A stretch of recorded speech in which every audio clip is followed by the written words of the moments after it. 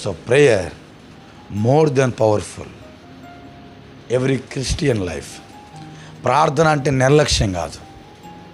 నేను అడుగుతున్నాను, ప్రార్థన చేసేటప్పుడు ఎలాంటి ఆలోచనలతో ప్రార్థన చేస్తున్నావు?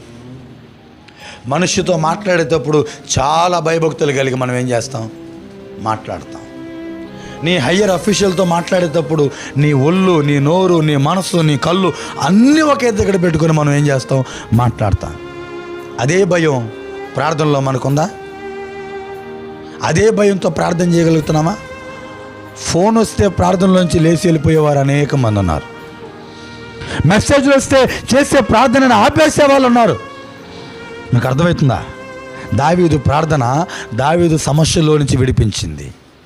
నా ప్రార్థన ఎందుకు సమస్యలోంచి విడిపించలేకపోతుందనంటే నా ప్రార్థనలో నిర్లక్ష్యం ఉంది, నా ప్రార్థనలో కేర్లెస్ ఉంది, నా ప్రార్థనలో అవిధేయత ఉంది, నా ప్రార్థనలో నామకార్థంగా చేసే ప్రార్థనే ఉంది.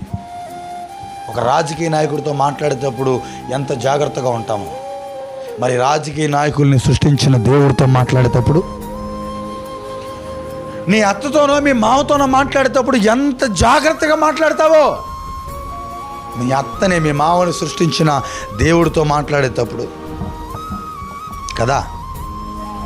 వి should respect to the God.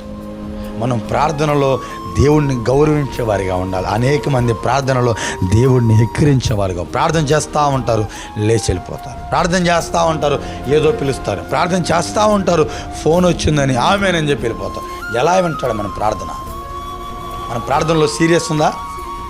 మన ప్రార్థనలో సీరియస్నెస్ ఉందా? మన ప్రార్థనలో నిబద్ధత లేదు. ఏదో నామకార్థమైన ప్రార్థన.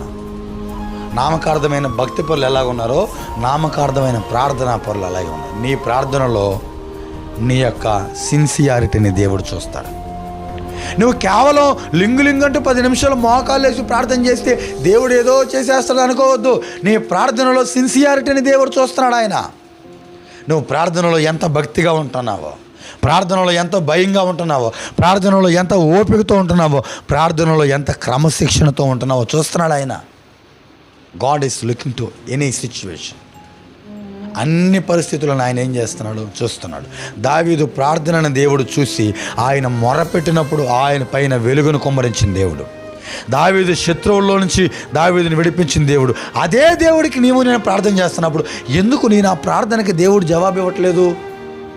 Because our prayers is something different. మన ప్రార్థనలు వేరుగా ఉన్నాయి.